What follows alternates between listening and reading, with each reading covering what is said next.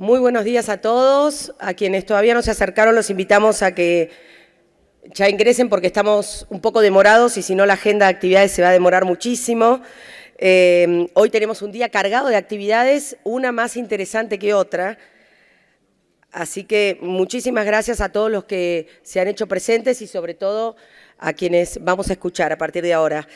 La Sociedad Interamericana de Prensa, ADEPA y también el diario El Tribuno les dan la bienvenida a nuestra segunda jornada en la 74ª Asamblea General de la CIP e invitamos a todos los participantes, también a los estudiantes y a los invitados especiales a que puedan ya tomar ubicación en este salón, así damos inicio a las actividades.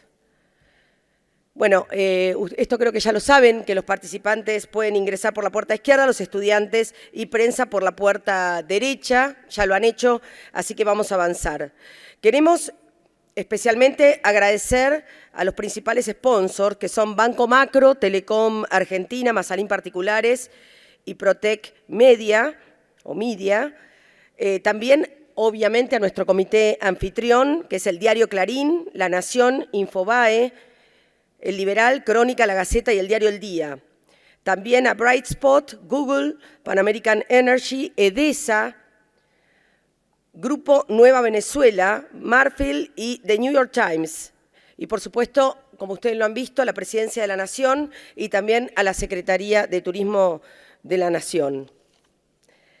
También queremos agradecer a las universidades que nos acompañan con estudiantes destacados de periodismo universitario, por ejemplo, de la UCA, la Universidad Católica Argentina, de la Universidad de San Pablo, Tucumán y la Universidad Católica de Salta. Es la primera vez que en una asamblea de estas características se da la participación a estudiantes, por lo cual es, bueno, como toda la novedad, incluso nosotros vamos a tener nuestro evento a la noche, pero los estudiantes van a tener un food truck aquí en el Salón de Convenciones, organizado por Google, para las nuevas generaciones, sobre todo de periodistas, que están en plena etapa de formación. Bueno, pueden visitar obviamente la página web con toda la agenda de actividades, que son muchísimas, cipsalta.com, y también les recuerdo, que ya lo deben saber, que el Wi-Fi es Cip Salta, tiene acceso libre, y también pueden, para comunicarse con redes sociales, ya sea Twitter o Instagram, el hashtag CipSalta, ya hemos visto algunas publicaciones en el día de ayer, sobre todo la noche de anoche, tan linda con la Sinfónica, realmente las redes sociales también estaban de alguna manera viralizando lo que estaba pasando aquí en esta bellísima provincia. Para los que quieran, esto es muy importante, realizar preguntas a Bob Woodward con la videoconferencia del mediodía, por favor les pedimos que lo hagan por escrito a los asistentes del salón, a las asistentes del salón, que por allí las chicas están, las van a ver. Si no, en un ratito lo volvemos a reiterar. Esta es la condición para la videoconferencia, así lo hacemos más ágil, más expeditivo y todos podemos participar. O sea, a las 12 del mediodía, las preguntas a Bob Woodward de la videoconferencia las realizaremos de modo escrito. Las preguntas se las damos a las asistentes de la Asamblea. Bueno, ahora sí damos inicio a la apertura de sesiones de la Comisión de Libertad de Prensa e Información. Tenemos el momento inicial, entonces. Comenzamos.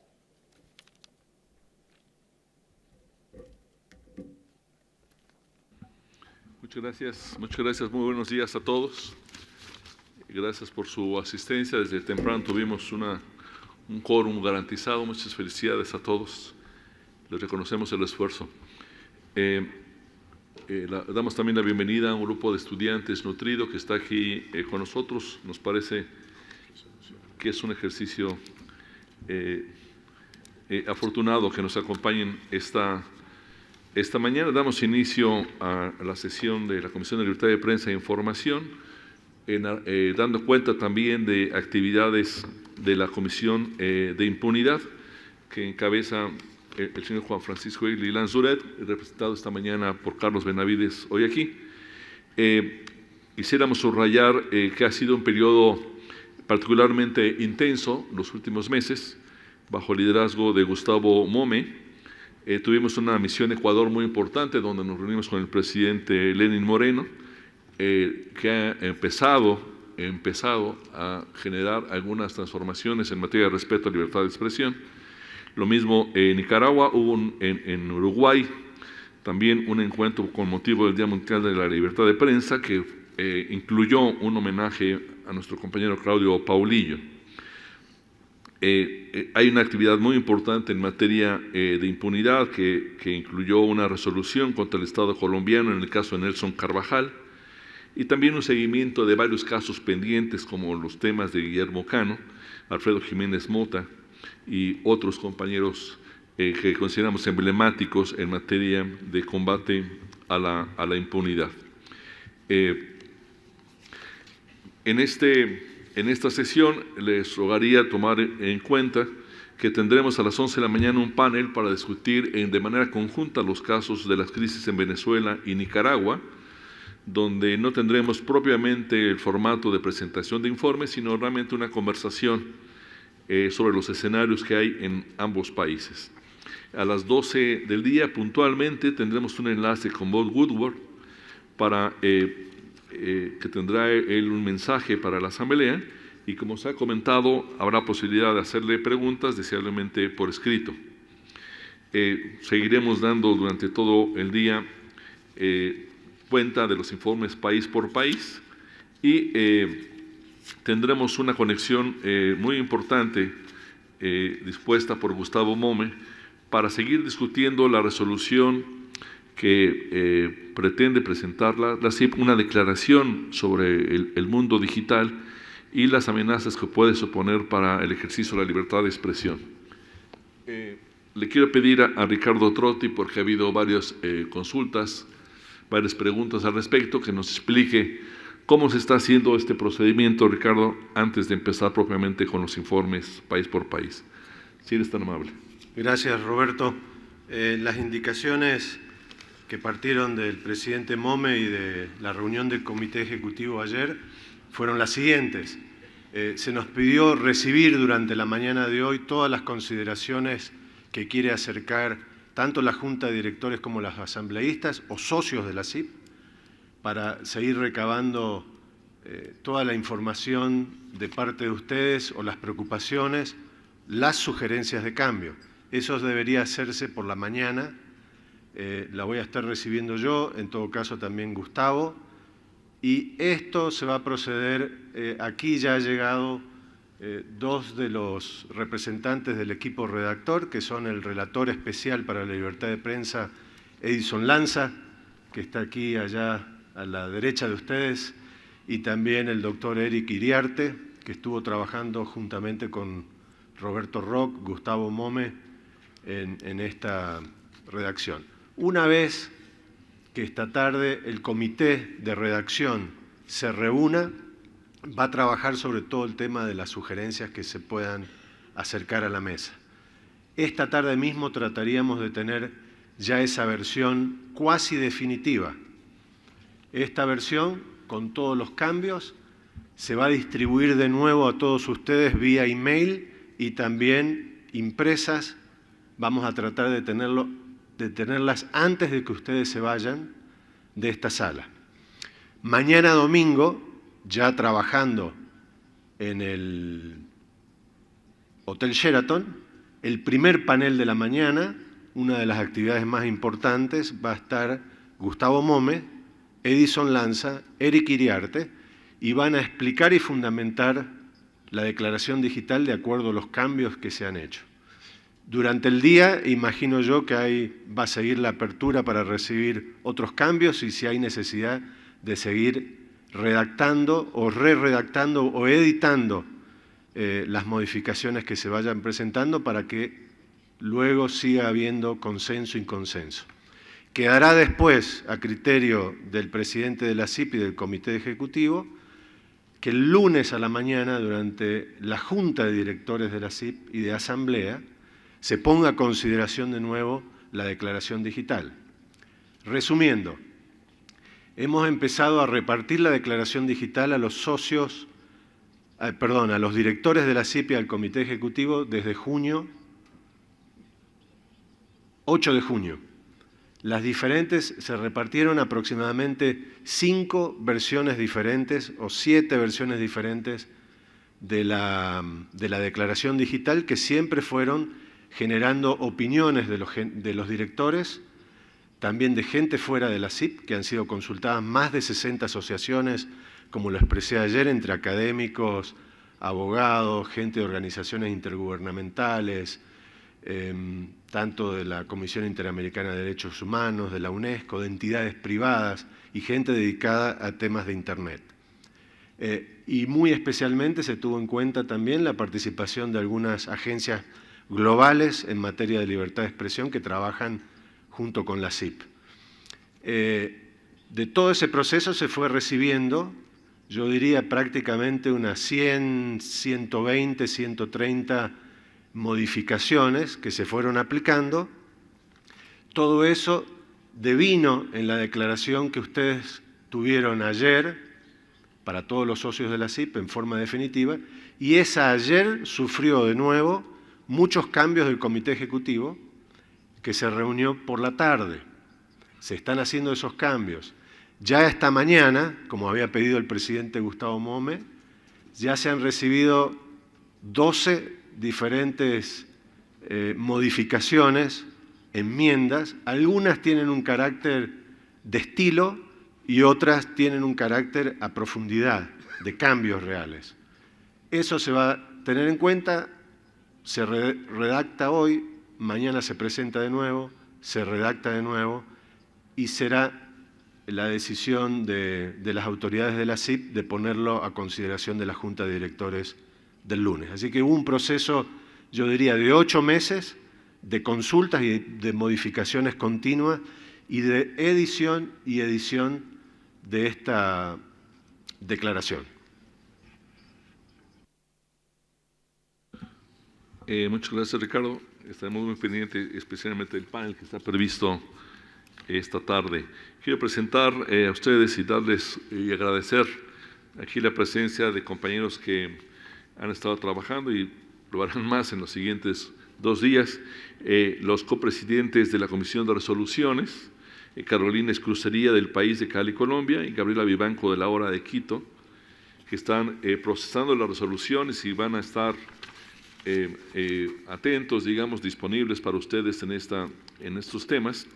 El compañero Carlos Jornet, de La Voz del Interior de Córdoba, Argentina, como presidente responsable de los informes país por país, una posición clave para cualquier ajuste, cualquier nueva versión que tengan estos informes.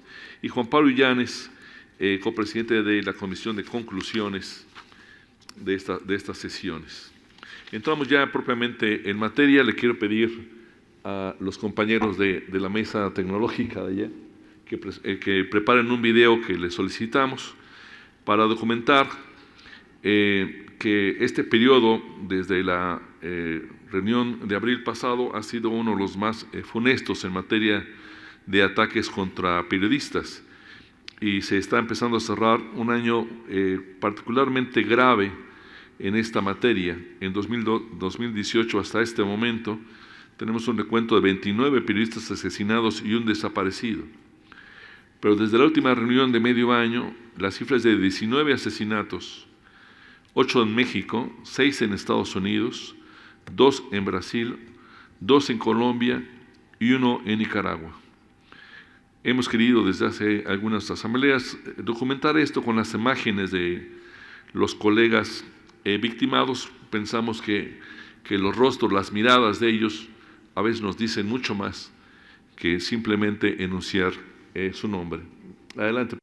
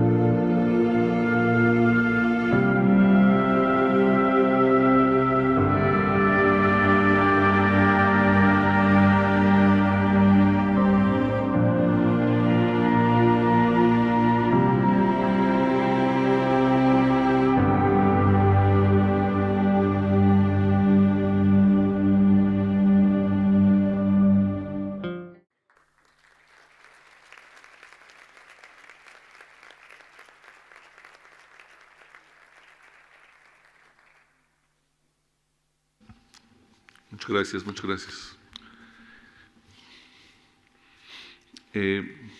Vamos a proceder pues a los informes país por país. Le pedimos a Daniel Dicen que nos presente el informe de Argentina.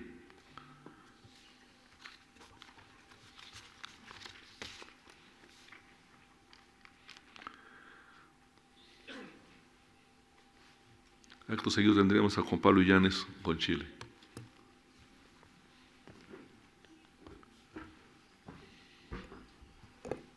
Buenos días. En nuestro último informe presentado en Medellín señalábamos que la actividad periodística se desarrollaba en un escenario paradójico, ya que desde el cambio de gobierno a fines del 2015 habíamos recuperado altos estándares de libertad de prensa, pero al mismo tiempo se habían debilitado en el periodo que cubríamos las bases de sustentabilidad de la industria. Este escenario se ha agravado mucho en este último punto, en cuanto a la sustentabilidad, y es lo que vamos a repasar ahora en este informe. Desde abril, el país sufre una grave crisis económica que impacta duramente en las empresas periodísticas. Un aumento acumulado de la paridad cambiaria con el dólar estadounidense superior al 100%, se sumó al alza del precio del papel, lo que multiplicó los costos en el sector gráfico. Paralelamente, la profunda recesión retrajo la inversión publicitaria privada. Por su parte, la pauta oficial se redujo a la cuarta parte del monto correspondiente al mismo periodo de 2017. Una inflación estimada en 45% para este año agrega inestabilidad y presión a la ecuación económica de los medios. El cuadro, en suma, es de una tormenta perfecta para que los medios puedan seguir ejerciendo su función. La Asociación de Entidades Periodísticas Argentinas y la Asociación de Diarios del Interior promueven la implementación de medidas estructurales por parte del Estado que puedan devolverle viabilidad a la mayoría del sector. En este semestre se incrementó, por otro lado, significativamente el número de periodistas agraviados y de campañas sistemáticas de difamación en las redes sociales, apoyadas usualmente en el anonimato y en artificios tecnológicos, configurando preocupantes factores de afectación a la labor periodística. En cuanto a agresiones físicas a periodistas, se destacan casos como el de Nicolás Wiñaski, periodista de Clarín, quien en mayo fue víctima de golpes y amenazas en las inmediaciones del Congreso de la Nación por parte de militantes políticos.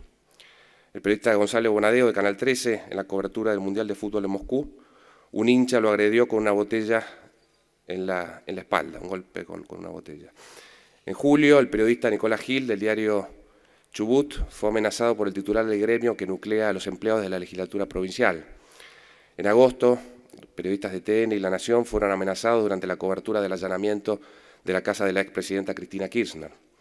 Ese mismo mes, Carolina Mulder, fotógrafo de La Voz del Pueblo de Tres Arroyos, fue amenazada por encargados de limpieza de la firma Pronto Casa en la ciudad de Claromecó. Mientras el periodista del 12, Federico Tochinsky, de la ciudad de Córdoba, fue blanco de amenazas en las redes sociales por sus informes sobre el Sindicato Único de Recolectores de Residuos y Barridos de esa provincia. En Rosario, ciudad en la que se viene registrando un alarmante crecimiento de graves delitos vinculados al narcotráfico, el periodista de Canal 5, Maximiliano Raimondi, fue amenazado de muerte por un joven al que no se pudo identificar, mientras el reportero realizaba una nota sobre una niña de 5 años asesinada de un balazo en medio de agresiones cruzadas de bandas narco. En lo referido a medidas de censura en el ámbito público, ADEPA condenó en mayo pasado la suspensión del acto de presentación de la película Será Venganza a la Feria del Libro de Buenos Aires, determinada por autoridades del evento. La libertad de expresión, señalaba la organización, no solo implica poder escuchar aquello que compartimos, sino justamente aquellos que nos molesta o incluso que está en las antípodas de lo que pensamos. Sobre la relación de los medios con las plataformas tecnológicas, ADEPA criticó en su informe semestral de libertad de prensa, presentado en septiembre pasado, el uso de contenidos periodísticos por parte de estas últimas sin compartir adecuadamente los beneficios económicos obtenidos. La organización cuestionó el proyecto de ley de intermediarios, con media sanción en el Senado de la Nación, que va en dirección opuesta al reconocimiento de ese derecho y de las tendencias globales en la materia. Pese a la inestabilidad que afecta a la industria periodística, el denominado caso de los cuadernos, una investigación sobre corrupción en los gobiernos kirchneristas con profundos nexos entre la función pública y empresas privadas. Los medios han exhibido una vitalidad sorprendente que abrió, en un horizonte dominado por la incertidumbre y el escepticismo, una expectativa inédita de regeneración institucional y de transparencia. Hasta aquí llega el informe, pero quiero agregar 2 casos más que son muy recientes, en el transcurso de estos días, que creemos con Carlos Jornet, que viene analizando el tema durante bastante tiempo, que son los primeros casos de derecho al olvido en los que hay intervención judicial.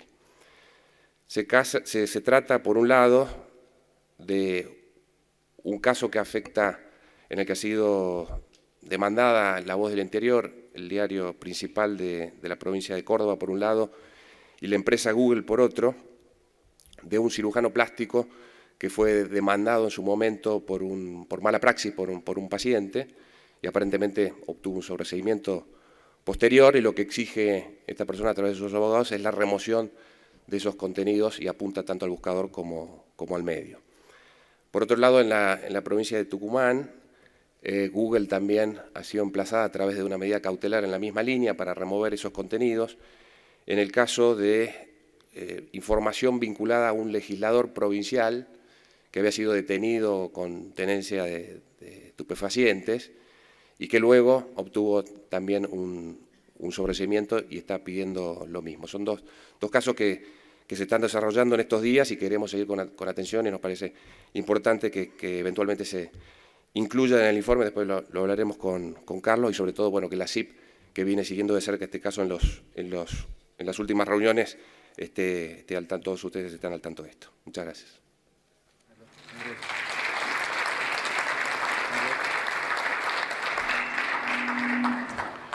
Gracias, Daniel. Esta consideración de la Asamblea el informe de Argentina.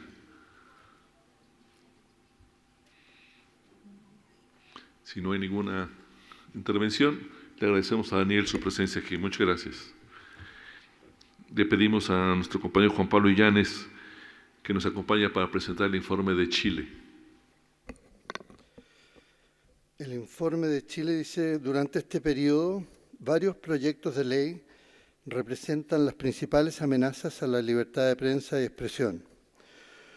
Existe en el Congreso un proyecto de ley que consagra el derecho al olvido como facultad de un titular de datos personales, pudiendo él exigir la eliminación de publicaciones en algún medio de comunicación social que le cause un perjuicio por resultar ofendido o injustamente aludido.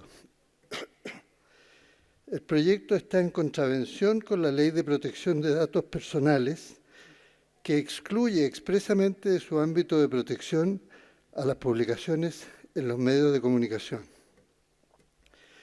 Actualmente existe un proyecto de modificación de la Ley de Protección de Datos que permitiría a un ente estatal determinar qué clase de información o acciones que desarrollan los medios son opiniones e informaciones y cuáles los considera datos personales susceptibles de protección. Los tribunales superiores de justicia, sin embargo, han emitido varios fallos donde no se han acogido las solicitudes de eliminación de noticias online o digitales, reconociéndose que mientras no exista una ley en este sentido, no es aceptable la eliminación de noticias. Consagran así la preponderancia del derecho constitucional de libertad de expresión por sobre el derecho a la protección de la vida privada. Otro proyecto de ley establece una prohibición de informar sobre menores de edad, lo que impediría la divulgación de la imagen, la identidad o los datos necesarios para la identificación de todo niño, salvo autorización de sus padres y consentimiento expreso conforme a su edad y grado de madurez.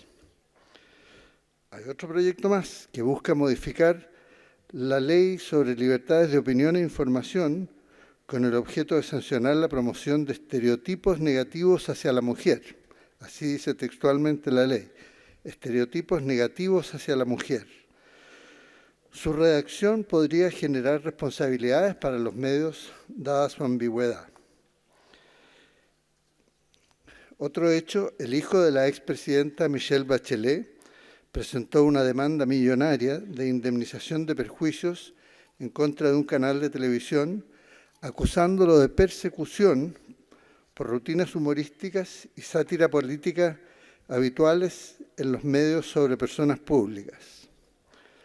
Por último, el 9 de julio de 2018, la Corte Suprema acogió una acción judicial en contra de Google y 5 medios de comunicación que me parece que son interesantes, se las voy a contar en un minuto.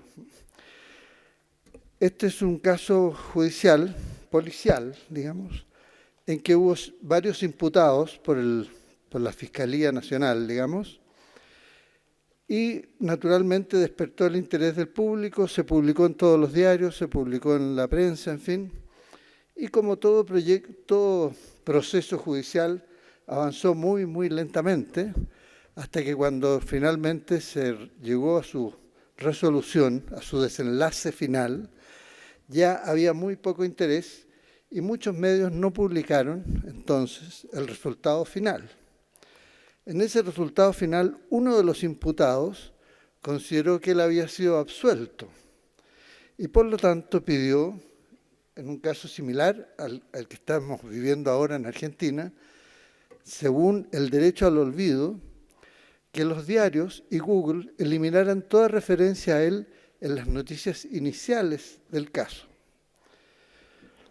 Pero la Corte Suprema decidió que en Chile no existe el derecho al olvido mientras no exista una ley, y por lo tanto no aceptó eso.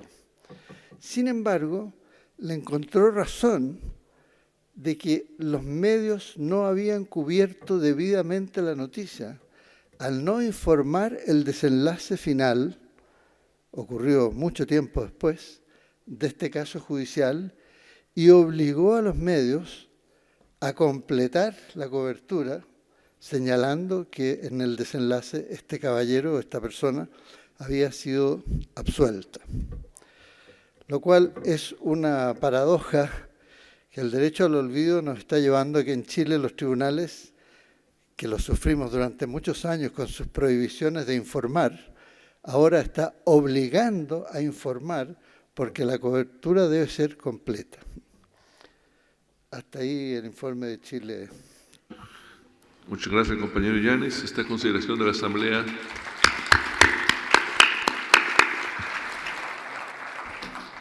Les comparto esta consideración el informe de Chile. Roberto. Adelante. Danilo. Adelante, Danilo, por favor.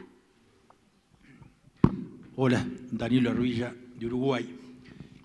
Yo creo que el informe de Pablo, de lo que ocurre en Chile, es un informe que da cuenta de una situación muy seria, ¿verdad?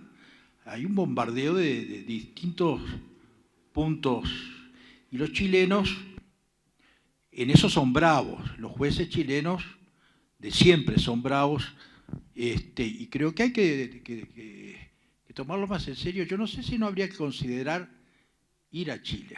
No sé cómo lo ve Pablo, que una misión vaya a Chile. Son muchas leyes las que hay ahí. Hay que hablar con mucha gente, hay que marcar presencia. Si no, va a pasar lo que está pasando.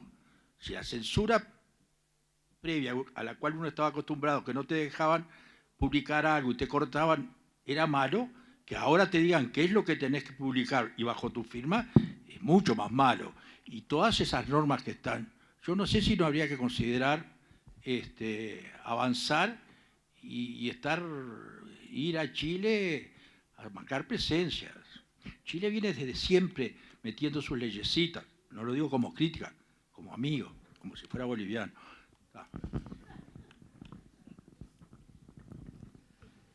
Sí, yo pienso que es algo que es perfectamente considerable. Hace algunos años solicitamos una misión que finalmente por una serie de circunstancias no se produjo. Sin embargo, yo diría que de todos estos proyectos de ley, la probabilidad de que se conviertan efectivamente en ley por ahora es baja. Es una espada de Damocles, claro, que tenemos todos los periodistas sobre nuestras cabezas, porque cualquier día se activa y sale y cambió el panorama completamente. Pero por ahora la probabilidad es baja, sin embargo estoy de acuerdo que es considerable la posibilidad de mandar una misión a Chile. Muchas gracias. ¿Alguna intervención más sobre Chile?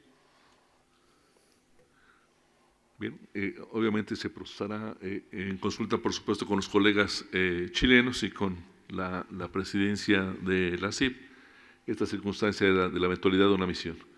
Muchas gracias, Juan Pablo. Muy buenos días.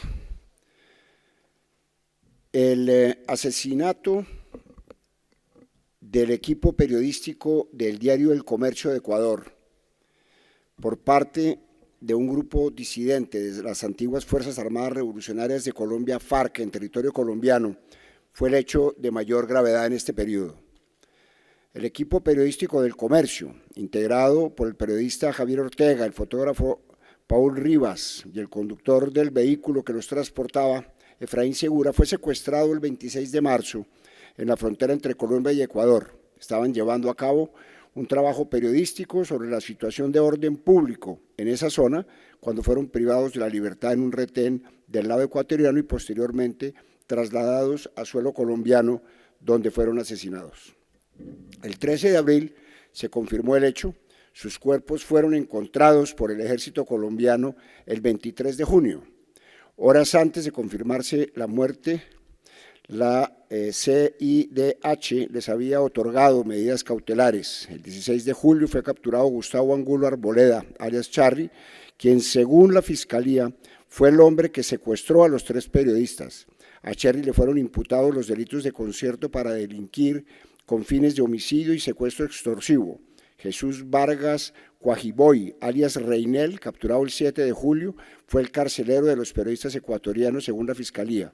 Fue el encargado de trasladarlos desde Ecuador hasta Colombia. Se le imputaron los delitos de secuestro extorsivo agravado y concierto para delinquir.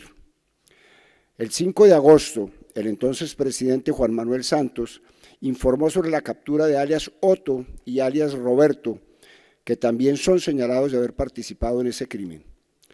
A este incidente se suman los asesinatos de los periodistas Valentín Rúa Tesada y Jairo Alberto Calderón Plaza el 2 de agosto en distintas circunstancias.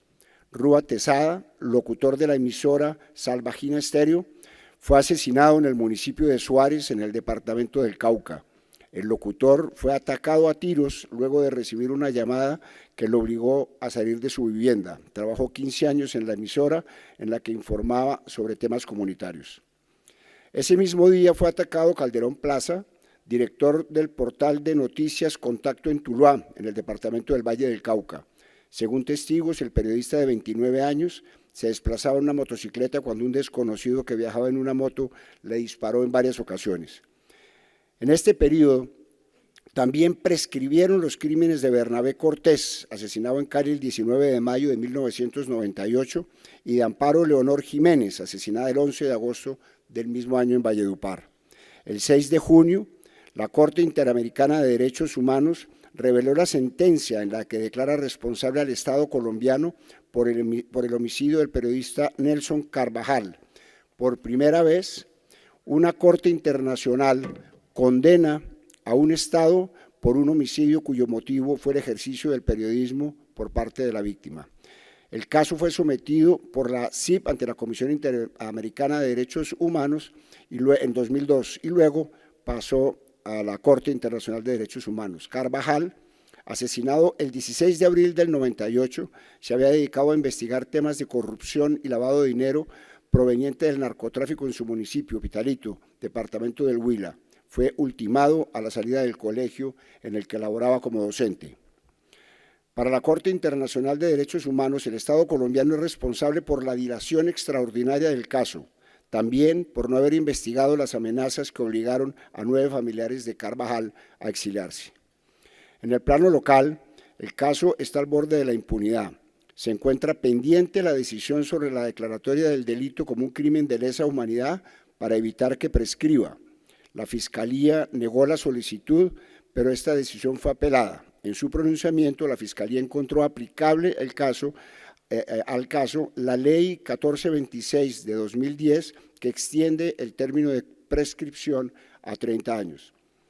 Coincidiendo con el 19 aniversario del asesinato de Jaime Garzón, el Juzgado Séptimo Penal del Circuito Especializado de Bogotá condenó a 30 años de prisión y al pago de 500 salarios mínimos legales a los familiares de la víctima, pagar a los familiares de la víctima al ex subdirector del Departamento Administrativo de Seguridad DAS, José Miguel de Narváez, como autor intelectual del asesinato del humorista y también periodista Jaime Garzón. El hecho conmocionó al país desde agosto de 1999. Narváez entre comillas, vendió la idea de acabar con la vida de Garzón al entonces jefe paramilitar Carlos Castaño. Llamó la atención que el caso no fuera declarado de lesa humanidad y que el oficio periodístico no haya sido considerado un agravante del crimen. Por el caso del periodista y líder de oposición Edison Alberto Molina Carmona, ocurrido el 11 de septiembre del 2013 en Puerto Berrío, Antioquia, el Juzgado 17 Administrativo de Medellín declaró al Estado responsable por el incumplimiento de la obligación de seguridad y protección del derecho a la vida del periodista. La sentencia reconoce que Molina ejercía actividades periodísticas y que como consecuencia de su labor y de su rol como líder de oposición habría sido objeto de amenazas que no fueron atendidas por el Estado de forma oportuna y en particular por parte de la Policía Nacional. Existe preocupación en el gremio periodístico tras la aprobación el 17 de septiembre en primer debate del Senado de la República de un proyecto de ley, el 234 de 2018, presentado por el senador Mauricio Aguilar y la representante de la Cámara María Eugenia Triana, que revive la figura de la tarjeta profesional para los periodistas y además crea un consejo profesional del comunicador social periodista encargado de expedir dicho documento y promover, comillas, la dignificación del profesional, se fomente la función social y mediante prácticas de autorregulación de quien ejerza la profesión, cierro comillas. Otros hechos relevantes. Aumentó el número de amenazas a periodistas en un contexto de posconflicto en el que también se incrementaron los crímenes contra líderes sociales. La Fundación para la Libertad de Prensa, FLIP, documentó 89 casos este año contra 65 el mismo periodo del año anterior. En este periodo preocupó la lentitud de la Unidad Nacional de Protección, UNP, cuando se ha puesto en su conocimiento casos de amenazas a periodistas, así como el retiro de protección a quienes todavía siguen en riesgo. Aquí hago un paréntesis porque ayer nos mencionaron que hay una periodista colombiana de un periódico universitario que había recibido amenazas, pero hoy no pude hablar con ella para ponerla en comunicación con la unidad de protección. Entonces ahora hablamos sobre ese tema. Muchas gracias. El 14 de abril, el Grupo Armado Ejército Popular de Liberación envió por WhatsApp un mensaje intimidatorio a periodistas, directores y gerentes de las emisoras comunitarias de la región del Catatumbo, al nororiente del país. En él se les ordenaba emitir un comunicado sobre el inicio de un paro armado en la región. El 18 de abril, la emisora Cardenal Estéreo de Valledupar recibió 5 amenazas en un lapso de 24 horas que la obligaron a salir del aire. En mayo, el exgobernador de Antioquia, Luis Alfredo Ramos, presentó una tutela contra el noticiero Noticias 1 de Medellín y el periodista Ignacio Gómez, alegando la violación de su dignidad, honra y buen nombre. El Juzgado Séptimo Penal del Circuito de Medellín ordenó rectificar la información sobre un hecho que era real. De ahí que la rectificación no haya procedido toda vez que la información es veraz. La decisión fue impugnada por Noticias 1 y será conocida por el Tribunal Superior de Medellín. El 17 de mayo, la Fiscalía Seccional de Nariño, con apoyo de la SIJIN, allanó 3 emisoras indígenas y 2 campesinas de zonas rurales de Pasto, Nariño, considerándolas focos ilegales de radiodifusión. Además, sus equipos fueron incautados. Las 3 emisoras indígenas afectadas son La Voz de Ubunoco, Quilla, Huirá Estéreo en Catatumbo y La Voz de Quillacinga. Los otros 2 medios son Chiquimarca Estéreo y Latina Estéreo. En junio, 2 periodistas especializados en temas ambientales, Alberto Castaño y María Lourdes Zimmerman, tuvieron que exilarse tras recibir amenazas. Castaño recibió la primera intimidación en marzo a través de Twitter tras haber denunciado el asesinato de líderes ambientalistas. También adelantaba una investigación sobre deforestación. Días después, un sujeto armado se le acercó a un establecimiento público, hecho que fue seguido de otro similar en el que un conductor de una moto sin matrícula lo abordó en un semáforo para amedrentarlo. Ante la demora en la respuesta de la unidad de protección a su solicitud, para él y para su familia tomó la decisión, junto con Zimmerman, que también había recibido amenazas en las redes sociales, de abandonar el país. El 5 de junio, la FLIP solicitó a la unidad de protección medidas de protección por trámite de emergencia para la reportera Catalina Vázquez en la Comuna 13 de Medellín, tras el asesinato de algunas fuentes cercanas a ella. Esta petición no ha tenido respuesta.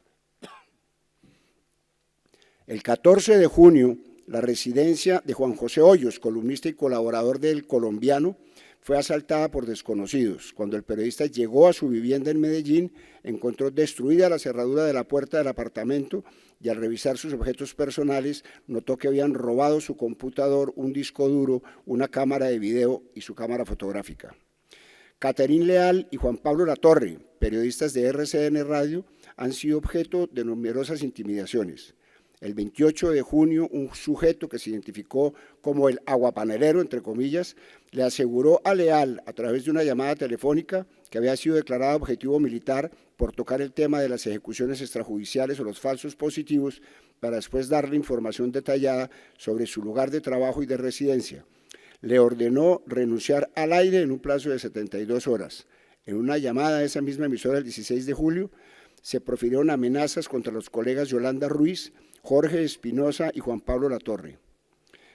Semanas antes, el 5 de junio, una situación similar se había producido en Bucaramanga contra los periodistas de esta cadena, Nelson Zipagauta, Slendy Blanco y Melissa Múnera. Luis Carlos Vélez, director de la FM, también denunció amenazas en su contra a través de las redes sociales.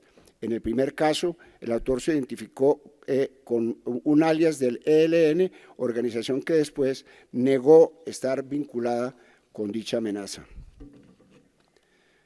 El 25 de julio, un hombre que acompañaba a uno de los implicados en el caso de corrupción del Fondo Financiero de Proyectos de Desarrollo agredió con un palo al fotoreportero Cristian Garavito del diario El Espectador.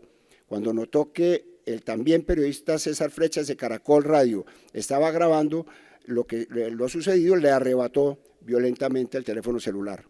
El 2 de agosto, personas que se identificaron como integrantes de las Águilas Negras amenazaron a los periodistas Germán Arenas, Dubái García y Jairo Figueroa, que laboran en Mocoa, Putumayo. Las intimidaciones fueron hechas a través de la red social Facebook y de una llamada telefónica en las que se combinaba a García a salir de la ciudad. El 15 de agosto, desconocidos robaron un computador del equipo periodístico de Rutas del Conflicto. El equipo contenía información altamente sensible sobre víctimas en actuales procesos de restitución de tierras. En 7 oportunidades han aparecido panfletos firmados por las Águilas Negras amenazando a periodistas y a medios de comunicación nacionales. El panfleto del 4 de septiembre incluía a Daniel Coronel, el caricaturista Julio César González Matador, Ginette Bedoya y el portal La Silla Vacía. Otro mensaje del 14 de julio incluía una extensa lista de activistas políticos, líderes sociales y periodistas en ejercicio. También recibió el 10 de septiembre un panfleto Marta Delgado, periodista del medio alternativo El Maracanazo, así como Guillermo Castro de El Turbión, Omar Córdoba y Juan Manuel Arango de El Clarín de Colombia. El 13 de septiembre, los periodistas Ernesto Mercado de Rupli Televisión, César Melgarejo del Tiempo, Daniel Garzón y John Hammond, periodistas independientes, y un reportero gráfico de la revista Semana, fueron agredidos por unidades del Escuadrón Móvil Antidisturbios de la Policía Nacional mientras cubrían una manifestación estudiantil que se tornó violenta en la Universidad Pedagógica de Bogotá. El periodista y activista Ricardo Ruiz Díaz, dedicado a denunciar casos de trata de menores, así como amenazas a líderes sociales en la región del Magdalena Medio, denunció 10 intimidaciones. La unidad de protección, sin embargo, le disminuyó su esquema de protección. La periodista Januaria Gómez debió abandonar el municipio de Segovia, Antioquia, tras recibir amenazas por su trabajo sobre la minería y el impacto ambiental. En un hecho sin precedentes que causa mucha preocupación entre los periodistas, el fiscal Daniel Hernández radicó una acción de tutela apelando a la protección de su derecho al buen nombre por una columna de la periodista María Jimena Duzán, publicada en la revista Semana, en la que se cuestiona la labor de la Fiscalía en una investigación por corrupción, la que involucra a la empresa brasileña Odebrecht. La acción legal que buscaba la rectificación por parte de Duzán fue desestimada por el juez que ocupó el caso. Y finalmente hay una denuncia que los días 11 y 17 de octubre pasado, las instalaciones de RCN Radio en Bogotá fueron atacadas por manifestantes estudiantiles, quienes provocaron destrozos físicos a la sede e insultos a los periodistas que estaban allí. La FLIP ha manifestado su preocupación por la posible intervención de dirigentes políticos en estos hechos mencionados. Eso es todo lo que dice el informe de Colombia, señor presidente.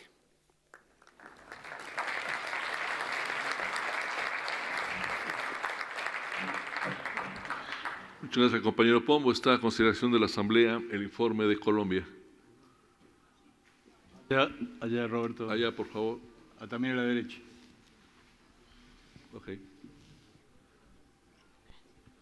Son varios, sí. Buenos días a todos. Tatiana Salamanca de la Universidad Minuto de Dios. El informe que el doctor Roberto Pombo pues, nos ha contado me parece desgarrador. En Colombia hacer periodismo es muy, muy difícil, precisamente por las persecuciones y las agresiones que se hacen de todo tipo a periodistas que están en grandes ciudades y grandes urbes, como en lugares alejados. Según la FLIP, el periodismo local se está extinguiendo. Allí nadie puede hablar. Según el mapeo que ellos han realizado a la fecha de hoy, que son 994 municipios, 585 corresponden a zonas en silencio, es decir, no se producen noticias. Es gravísimo lo que está pasando en Colombia y creo que es necesario que este tipo de eventos tan importantes pueda manifestarse esto y podamos hacer algo por Colombia, por nuestros periodistas.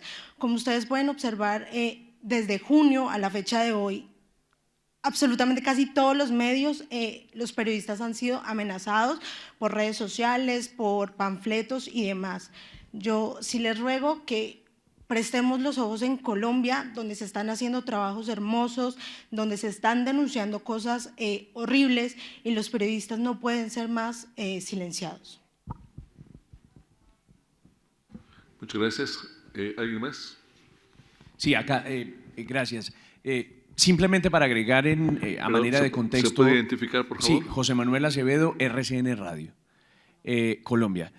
Para agregar a manera de contexto lo que muy amablemente Roberto incluyó también en el informe al final sobre los hechos vandálicos en contra de RCN Radio el 11 y el 17 de abril, la preocupación que tenemos esencialmente tiene que ver con que esos no son hechos aislados, sino que corresponden a un proceso muy difícil de hostigamiento en contra de RCN Radio, alentado, como lo mencionó Roberto, por algunos líderes políticos en Colombia. Eso puede ser apenas el reflejo sintomático, digamos, de todo ese hostigamiento que se ha venido adelantando por líderes políticos, lamentablemente en contra particularmente de RCN Radio y Televisión. Muchas gracias. ¿Alguien más por acá, verdad?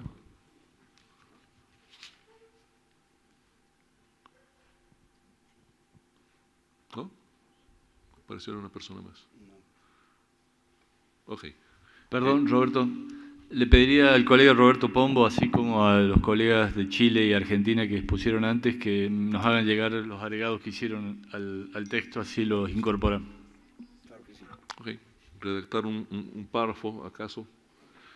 Muy bien. Yo quisiera aprovechar para reconocer por conducto del compañero Pombo el esfuerzo de la prensa colombiana para acompañar el caso de Nelson Carvajal. Creo que hubo un trabajo muy intenso de documentar toda la historia, acompañar a la CIP, a la Comisión de Impunidad, al Centro Robert Kennedy en este proceso y creo que amerita una felicitación para todos ustedes. Muchas gracias. Muchas gracias, señor presidente. Gracias. Le pedimos a la compañera Yari Gómez acompañarnos para presentar el informe de Costa Rica. Buenos días.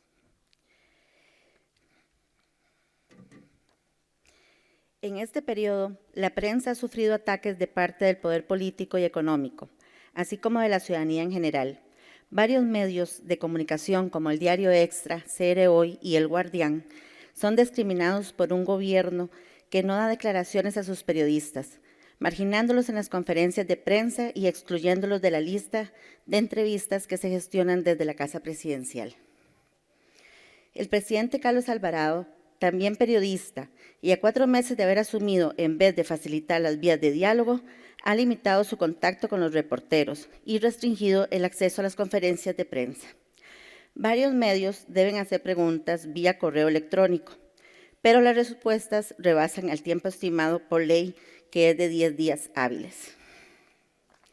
Diario Extra tuvo que recibir custodia de oficiales de fuerza pública durante una marcha de protestas. Los manifestantes profirieron amenazas y dejaron pintadas las paredes con frases como machistas, amarillistas y que los encierren. CR Hoy ha recibido presiones por parte de varios de los involucrados investigados en el caso del cemento chino, un caso de corrupción que dejó a altos funcionarios del Estado despedidos y a empresarios y banqueros en la cárcel. En la discusión del proyecto de ley de fortalecimiento de las finanzas públicas, el CR Hoy ha sido amenazado directa e indirectamente por líderes sindicales y algunas empresas de que se les restringía la pauta publicitaria si apoyaban la propuesta del gobierno.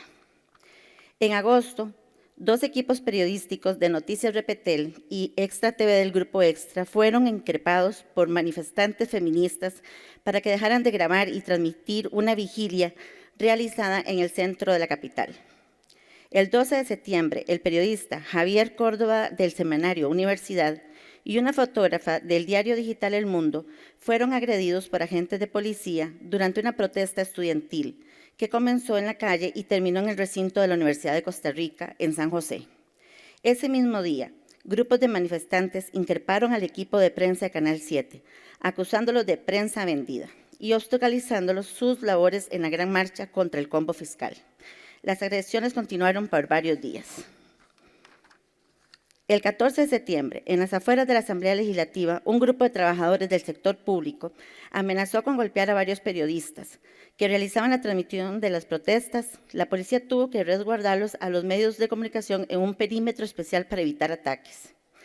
Al día siguiente, los estudiantes de la Universidad de Costa Rica salieron en una marcha hasta Casa Presidencial para protestar contra el abuso policial y agredieron verbalmente a equipos periodísticos de Repetel, Canal 6, al periodista Roy Solano y al camarógrafo Carlos Cruz. En la provincia de Limón, el periodista Hernán Barrantes fue rodeado y empujado e increpado por huelguistas, mientras que cubría los bloqueos en la Ruta 32, que llevaba a los puertos más importantes del país. Varias personas intentaron despojar de sus cámaras al camarógrafo y le impidieron grabar. Situación similar vivieron equipos de Canal 7 y CR Hoy en otras áreas del país. En temas legales, actualmente existen 2 proyectos. La Ley de Libertad de Expresión y Prensa, número 20.362, y la Ley del Acceso a la Información. En ambos casos hay límites al ejercicio profesional. En el caso del acceso a la información pública, el proyecto reintegra más de 30 normas en el ordenamiento jurídico nacional y fallos de la Sala Constitucional que respaldan el acceso. Se discute la aprobación de la reforma fiscal por medio de la Ley 20.580 sobre fortalecimiento de las finanzas públicas que eximirá del pago de impuestos al valor agregado a la publicidad de televisoras y de radios, pero no de medios impresos. El texto incluye impuestos de valor agregado a servicios de telecomunicaciones de radio y televisión, independientemente del medio o plataforma tecnológica por medio del cual se preste dicho servicio, imponiendo mayores cargas de impositivas y exonerando a grandes corporaciones como lo son las cooperativas y exportadores. Debido a que este año, si podemos poner un video, les traemos un video que va a durar 1 minuto y medio. Gracias, compañeros. Adelante el video, por favor. Costa Rica se ha distinguido por su paz principalmente, por ser un Estado de derecho y por cimentar la democracia más antigua de América Latina. Las libertades han sido estandarte y la lucha por los derechos humanos una meta incuestionable. La libertad de expresión y prensa, tuteladas en las normas nacionales, pero también en los convenios internacionales, son defendidas a ultranza desde la conformación del país. Sin embargo, en los últimos años, y pese a las calificaciones de organismos internacionales que ubican al país entre los primeros lugares en el ejercicio pleno de estas libertades, Costa Rica ha sufrido importantes retrocesos en la materia. No es un espejismo. Costa Rica ya carga sobre sus espaldas afrentas que pueden verse como graves cuando se habla de derechos. La Sala Constitucional tiene una lista de condenadas contra el Estado por limitar el ejercicio periodístico, pero más grave aún, por las innumerables violaciones al derecho de acceso a la información pública. El poder político y económico está arrinconando a los comunicadores y sus informaciones reveladoras sobre corrupción y tráfico de influencias. Están levantando campañas de desprestigio contra medios de información reconocidos y usando las redes sociales como escudo para difamar, calumniar e injuriar cuando la línea editorial les estorba. Las demandas millonarias siguen siendo el arma de uso común para acallar a reporteros. El castigo con pauta es lo más perverso. El gobierno y los grandes empresarios cuestionados no cesan en su idea de estrangular a los medios de comunicación, dejándolos sin ingresos por este concepto. Los ciudadanos también atacan a la prensa. Ya hay golpes e insultos. Impiden el desarrollo del trabajo periodístico. Eso nunca antes se vio en nuestro país. Hay denuncias por ataques a los edificios de medios y destrucción de unidades. Si bien Costa Rica no enfrenta las huestes como otros países de la región latinoamericana y goza de un puesto privilegiado para el ejercicio profesional, lo cierto es que ya comenzaron a mancillarse los derechos y las libertades. Ese es el comienzo de un episodio complicado que debe detenerse a tiempo.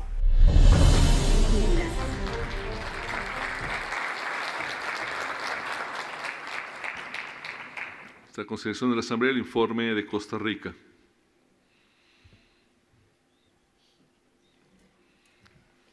Bien, muchas gracias. Habíamos comentado el caso de Ecuador, pero tenemos que ir ajustando la agenda para la previsión de nuestro panel de Venezuela y Nicaragua y para la intervención que tiene que ser muy puntual de Bob Woodward. Entonces, si les parece, vamos a tomar unos minutos para hacer un receso para el café y nos vemos aquí unos minutos antes de las 11 para hacer el panel puntual. Muchas gracias.